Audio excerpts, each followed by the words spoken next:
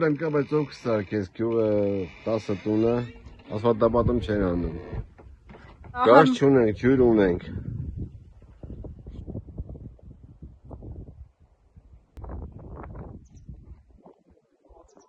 Ճանապարհ չունենք։ Տաքսիները չեն գալի։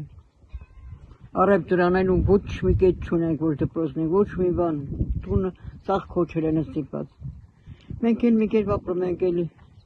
Ապալա։ Ոչ օգնություն են տալի գոնե մի կոպեկ թոշակի հույսով։ Թոշակի տալիս ենք տակին սուրել երեխեն ատամու թավեր, այնքան վատեր։ Գրած Ստեփանավան հարևանի ավտոմի կերպ ընդյան տաքսիով եկավ։